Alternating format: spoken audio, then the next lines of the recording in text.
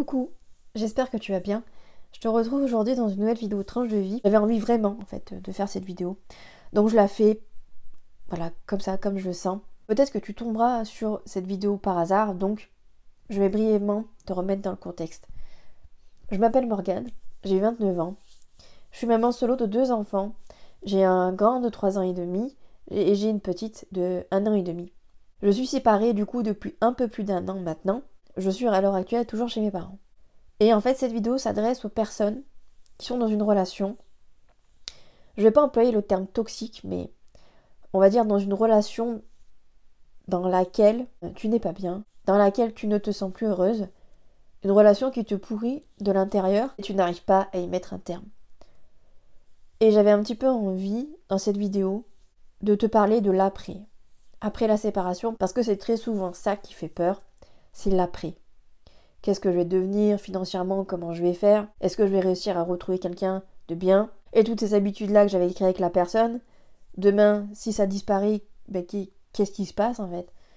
Eh bien moi aujourd'hui, je vais te dire, un peu plus d'1 an après, où est-ce que j'en suis, comment je me sens. Pour te remettre encore une fois dans le contexte, quand mon ex-mari m'a quittée, j'étais à un moment dans ma vie où je venais d'avoir ma fille, et j'étais clairement au fond du seau, vraiment. J'étais en train littéralement de faire une dépression postpartum. J'étais sur tous les fronts en même temps. On venait de se taper un déménagement, j'avais changé de département. J'étais à 1h30 de toute ma famille. Je n'avais plus accès à aucun relais parce que lui n'avait pas de famille de son côté. On était vraiment seuls en fait. Et lui n'était pas du tout investi dans son rôle de père, donc clairement, j'étais au four et au moulin en permanence. En plus de ça, je devais sortir mon chien parce qu'on avait déménagé en appartement. Clairement, je ne sais pas comment j'ai fait pour tenir aussi longtemps sans sombrer, très clairement. J'étais plus du tout heureuse dans cette relation parce que voilà, je sentais qu'il y avait toujours une troisième personne. Et clairement, je le sentais mais du plus profond de mes tripes, mais j'arrivais pas à partir. J'étais littéralement incapable de partir parce que j'aimais cet homme. Et encore, je me demande vraiment si à cette période-là je l'aimais. J'étais vraiment dépendante de lui, d'un point de vue financier, mais aussi j'étais en pleine dépendance affective avec lui. Pour moi, ce mec, c'était l'homme de ma vie, c'était mon pilier. Sans lui, je n'étais plus rien en fait. Clairement, j'étais pas dans une démarche de partir. Honnêtement, s'il m'aurait parlé de cette liaison qu'il avait avec cette femme, il m'aurait dit en gros je reste avec toi mais j'ai aussi elle à côté. Pour être très honnête, je pense que je serais restée. Sans doute parce que j'avais un peu ce modèle idéal de la famille dans ma tête et que je ne voulais pas briser ma famille. Voilà, je voulais qu'on reste le papa, la maman et les enfants. Mais j'aurais sombré encore plus. Mais je serais restée, c'est ça le pire. C'est que je serais restée parce que je me sentais incapable de partir. J'avais l'impression d'être enchaînée et je n'avais pas de solution. Et puis du coup est arrivé le moment où j'en pouvais plus. Et je suis partie du coup 1 semaine chez mes parents pour avoir du relais et pour faire une pause. Parce que très clairement je sentais que j'allais exploser. Lui il n'y a vu aucun inconvénient. Et du coup il m'a laissé partir. Et en fait il m'a largué quelques jours après par Messenger. Voilà, un petit peu pour te faire un raccourci. Et là du coup je vais te parler de l'après. Dans quel état j'ai été? J'ai été extrêmement mal, vraiment. Franchement, j'avais envie de me foutre en l'air. J'avais plus envie de vivre parce que j'avais eu l'impression de perdre le peu de stabilité que j'avais dans ma vie. Alors qu'en fait, finalement, ça faisait des années qu'avec lui, je n'avais plus de stabilité et qu'il me prenait littéralement pour une conne, voilà. Mais voilà, j'ai eu pendant au moins 6 mois, j'ai eu ce moment où j'étais au fond du seau, je me levais le matin, c'était très difficile. Et je replongeais, je pleurais tout le temps, j'avais du mal à manger, ou alors carrément j'avais un peu des crises, un peu de boulimie où je mangeais à peu près tout ce qui me tombait sous la main. C'était vraiment très très dur, mais je sentais que cette rupture était essentielle pour mon bien-être et c'était primordial en fait que je ne sois plus avec lui. Bien évidemment au tout départ quand on s'est séparés, je lui ai dit que s'il revenait, j'aurais été capable de le reprendre, c'était la vérité. Parce que c'était pas possible en fait. J'avais l'impression littéralement qu'il m'avait abandonnée, mais c'était ça. Tout ça pour te dire que la relation que potentiellement tu vas quitter, oui au départ ça va être dur. Je suis pas là pour te dire que ça va être tout feu, tout flamme et tu vas avoir des licornes de partout. Non, pas du tout. Au départ, ça va être très dur. Ça va être dur et tu vas devoir puiser dans tes tripes pour te relever. Peu importe que tu sois avec des enfants ou sans enfants. Tu vas devoir mettre toutes les chances de ton côté pour rebondir. Et ça va peut-être être dur. Peut-être que comme moi, tu vas devoir retourner chez tes parents. Peut-être que tu vas devoir changer de boulot. Peut-être que tu vas devoir déménager. Bref, il y a tout un tas de choses qui vont faire que à chaque fois, ça va être une nouvelle étape qui va être encore plus compliquée que l'étape que tu viens de franchir. Et tu vas te dire, c'est pas possible. Enfin, où est la lumière? Quand est-ce que ça va s'arrêter? Quand est-ce que je vais arrêter de broyer du noir en permanence? Tu vas te poser clairement mille et une questions. Mais à un moment donné, la lumière, je te promets, tu la vois. Et quand tu commences, ne serait-ce qu'avoir un faisceau lumineux, tu te dis que tu es sur le bon chemin. Au bout d'un an, qu'est-ce que cette rupture finalement m'a apprise? Elle m'a appris déjà le fait que je comptais beaucoup trop sur les autres, beaucoup trop sur mes partenaires pour en fait avoir cette sensation d'être aimée. Et c'était là finalement le gros problème que moi j'ai dans ma vie, c'est le fait que je n'ai pas confiance en moi, que je ne m'aime pas. Et ce n'est pas dans le regard des autres que je dois trouver cet amour déjà, première chose. D'où le fait que je suis dépendante affective, parce que dès que quelqu'un me montre qu'il m'aime, moi tout de suite c'est explosion, tout ça. La vie clairement m'a fait comprendre qu'avant d'aimer quelqu'un, il faut que je m'aime moi déjà. Deuxième chose ensuite que j'ai appris grâce à cette rupture, c'est tout le côté spirituel qui s'est développé chez moi. Parce qu'il faut savoir que juste avant que mon ex-mari me largue, eh bien, j'avais vraiment cette intuition qui était un petit peu revenue en me disant qu'il y avait quelque chose de pas normal. Et après, voilà, ça s'est un peu développé une fois que je suis rentrée chez mes parents. Et c'est comme ça finalement que les oracles, tarot et compagnie sont rentrés dans ma vie. Le fait de faire des tirages à des personnes et d'avoir des conversations, ça m'a énormément apaisé moi. Ça m'a aidé aussi à relativiser beaucoup de choses. Cette rupture aussi, dans mon cas, ça m'a aidé également pour une chose, c'est d'avoir plus de temps pour moi, entre guillemets. Pourquoi est-ce que je dis ça? C'est parce que avant, même si j'étais mariée et que j'étais avec le père de mes enfants, je n'avais jamais de pause dans ma maternité, jamais. Il ne gardait jamais les enfants.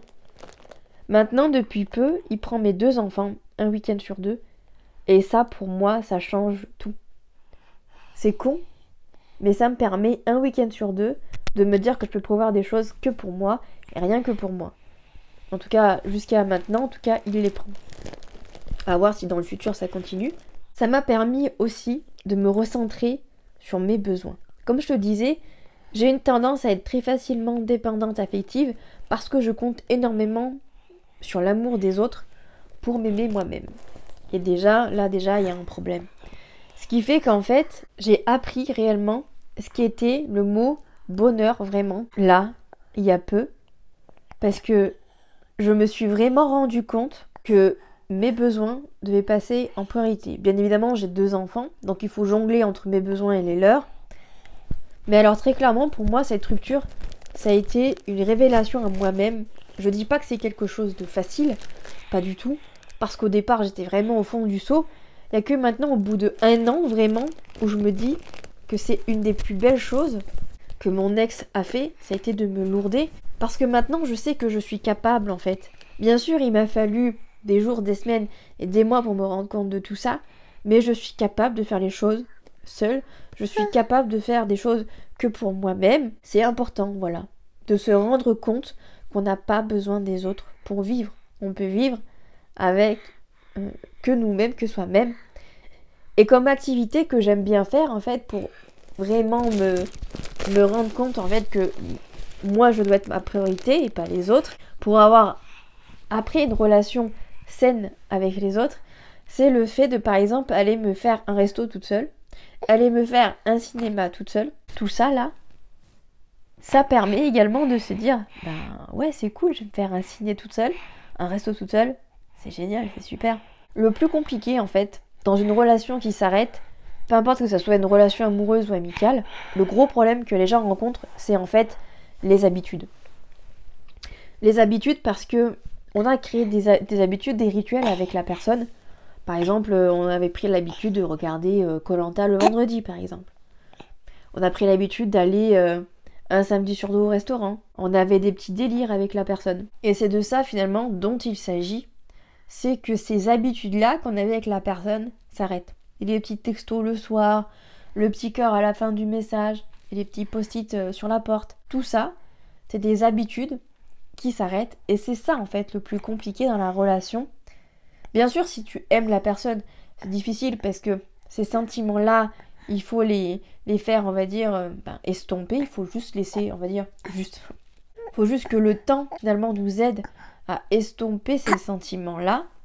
Et c'est ça, finalement, le plus difficile également. Ce qui est également très compliqué dans une relation, on va dire, qui s'arrête, c'est également la confiance qui peut être brisée. Peu importe que ce soit toi ou la personne en face qui te quitte, la confiance, quand elle est rompue, c'est quelque chose de très difficile à renouer, même quasiment impossible. Peu importe comment la manière, on va dire, de votre relation s'est finie, une des choses les plus compliquées, c'est quand la confiance est brisée. C'est-à-dire que quand il n'y a plus d'amour entre deux personnes, quand il n'y a plus d'amour d'un côté ou de l'autre, l'amour, c'est quelque chose qui, on va dire, c'est un sentiment qui peut, avec du temps, se détériorer, comment dire. C'est, on va dire, plus facile de se quitter quand il n'y a plus de sentiments. Mais par contre, quand il y a, on va dire, par-dessus ça, la confiance qui est brisée, quand la confiance est brisée, derrière, il y a un enchaînement. Et moi, c'est ce que j'ai ressenti également. En plus, le fait de, finalement, d'un côté, d'apprendre à ne plus aimer la personne, la confiance a été brisée. Et c'est de là où c'est compliqué parce que derrière, il y a une histoire d'ego qui vient se rajouter. Personnellement, dans cette rupture, j'ai ressenti des choses que je n'avais jamais ressenties. Très souvent, je me disais, mais comment ça se fait qu'il y a des personnes qui pètent littéralement un boulard et qui vont faire des conneries, littéralement, qui vont faire des choses graves, illégales, parce que la personne les a trompés ou parce que la personne les a quittés. Eh bien, j'ai compris ces personnes-là pendant la période où j'étais vraiment mal, parce que j'ai développé ce qu'on appelle, en plus de la colère, j'ai développé ce qu'on appelle la haine. La haine, on en entend, on va dire, souvent parler. Par exemple, on en a entendu parler dans la comédie Roméo et Juliette où ils ont carrément fait une chanson. On en a également entendu parler, par exemple, quand il y a des crimes qui sont faits et qu'on entend que la personne elle a une haine envers une catégorie de personnes. Mais moi, je me disais quand même, avoir une haine envers quelqu'un, il faut y aller. J'ai compris ce sentiment-là quand mon ex m'a quitté, parce que, comme je te disais, chez moi, la confiance a été cassée. Et quand la confiance est cassée, comme je te disais, eh bien derrière, il y a le sentiment de la haine. Et la haine, c'est un des pires ressentis qu'on peut avoir. Parce que c'est elle qui va te faire littéralement tourner en bourrique. C'est elle qui est ici et qui tourne en boucle. Et clairement, moi, au bout d'un moment, je ne savais plus comment faire pour me débarrasser de ces pensées-là. J'ai plus ou moins réussi à m'en défaire avec du temps, encore une fois, et avec une thérapie, pour essayer d'analyser, en fait.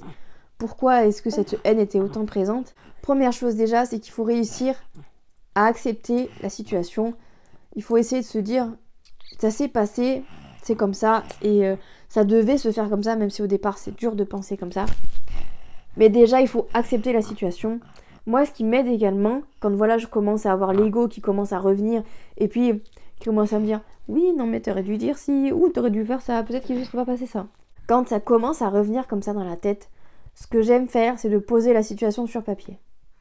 À savoir, à l'heure d'aujourd'hui, par exemple, je suis séparée. Point. Il n'y a pas de oui mais il fallait faire ci, oui mais il fallait faire ça. Non. La situation à l'heure actuelle est que je suis séparée et ensuite ne pas hésiter à mettre sur un papier les défauts de la personne. Voilà. Mais également mettre ses qualités. Voilà. Il avait telle qualité et voilà, il faut l'accepter aussi en fait. Il faut accepter toute la situation dans sa globalité. Accepter ce que cette personne nous a fait, accepter le bien qu'elle nous a fait aussi, parce que des fois cette personne nous a fait du bien. Tout ça, il faut l'accepter. Et tant qu'on ne l'a pas accepté, on ne pourra pas sereinement passer à autre chose. Voilà un petit peu ce que je pouvais dire par rapport à ça. Et comme je te dis, le plus important pour moi dans cette vidéo, c'est de te dire qu'aujourd'hui, 1 an après, oui, c'est possible de se relever. Oui, c'est possible d'avoir des projets seul. Moi, ce qui m'a énormément, on va dire, appris, c'est le fait d'être inscrit sur des sites de rencontres et de me rendre compte, en fait, déjà de 1, que j'étais pas prête à être de nouveau avec un mec, de 2, de me dire que je ne veux plus materner un mec, J'ai materné mon ex pendant 6 ans. J'ai été présente pour lui à 100%. Je l'ai aidé dans ses papiers, je l'ai aidé pour trouver un emploi, je l'ai aidé pour plein de choses. Mais aujourd'hui, j'ai plus envie de ça. Aujourd'hui, j'ai envie d'un mec qui sache se débrouiller seul, qui n'ait pas besoin de mon approbation pour X ou Y chose, d'un homme qui sache vivre seul de son côté. Je sais en fait ce que je veux maintenant. Je sais ce que je veux. Avant, je ne savais pas. J'ai dû passer par les sites de rencontres et me rendre compte qu'en fait, les mecs, en tout cas sur les sites de rencontres, sont trop immatures en fait et ils prennent trop les gens pour des Kleenex. Moi, je suis pas comme ça, donc c'est next. Mais ça m'a également permis de me rendre compte en fait que clairement pour l'instant je suis pas prête à rencontrer quelqu'un. Et même au départ quand j'étais sur les sites de rencontres, j'avais encore cette manie là d'être encore même avec des gens que je connais pas finalement, d'être encore un peu dans une dépendance où limite j'attends le message de l'autre vite et machin. Vraiment tout feu tout flamme la nana quoi. Je me suis vraiment rendu compte qu'il y avait une bascule en fait quand j'en ai eu marre et là je me suis dit ok en fait j'ai plus envie de ça. Et ce qui s'est passé c'est que j'ai eu de nouveau en fait des contacts avec des mecs sur des sites de rencontres et j'étais plus du tout feu tout flamme. Ça m'a moi-même étonnée, mais en fait j'attendais plus rien en fait de ces hommes-là. Et c'est de là où je me suis dit putain, j'avance parce que je n'attends plus rien de l'autre en fait. Voilà. Je laisse du temps et puis advienne que pourra, voilà. Alors tu vois, je suis célibataire et je suis très bien comme ça, je cherche à rencontrer personne, ça m'intéresse pas clairement. Mais en fait, c'est ok pour moi, la situation est ok. Alors, si tu es dans une relation où tu n'es pas heureuse, j'ai pas de conseils à te donner. La seule chose que je peux te dire, c'est que déjà de base, on vit pour nous et pas pour les autres. Donc, si toi déjà de base, tu n'es pas heureuse, c'est très compliqué en face de rendre quelqu'un heureux. Tu vas te sacrifier encore plus pour la personne, et tu vas encore plus te perdre. La vraie question qu'il faut que tu te poses, c'est la premièrement évidemment, c'est est-ce que tu es heureuse dans cette relation ? Qu'est-ce que cette relation t'apporte ? Et surtout, est-ce que tu dois vivre encore 5 ans, 10 ans comme ça ? Quand tu auras fait le point sur tout ça, tu sauras quelle est la meilleure décision pour toi. Alors oui, ça fait peur, parce qu'on sort de notre zone de confort, parce que la personne avec qui on a vécu des bons moments, eh bien, ne fera potentiellement plus partie de notre vie. Et tout ça, c'est dur. Mais finalement, est-ce que pour avoir accès au vrai bonheur et être heureux, est-ce qu'il ne faut pas passer par là ? Est-ce qu'il ne faut pas arrêter cette relation ou changer des règles ? Peut-être qu'il faut fixer de nouvelles règles, peut-être. Mais est-ce qu'il n'y a pas des choses à changer pour que les choses s'alignent et que toi, finalement, enfin, tu accèdes au bonheur ? Peut-être. C'est la fin de cette vidéo. J'espère que cette vidéo aura pu t'aider, vraiment. Franchement, je sais à quel point c'est pas évident, tout ça. Et puis, de faire la part des choses entre notre intuition, le mental, et des fois le mental qui part un peu en cacahuète et qui se fait des films. Tout ça, c'est pas évident à gérer. N'hésite pas à te faire aider psychologiquement. N'hésite pas à aller voir un psychologue, un psychiatre, des kinésiologues, à travailler sur les énergies, à faire des soins Reiki, etc. N'hésite pas à faire tout ça. Et j'espère que ma vidéo aura pu t'aider. Et jusqu'à jeudi, 18h, ou mardi peut-être, on ne sait pas, 18h sur la chaîne, je te souhaite une très bonne semaine.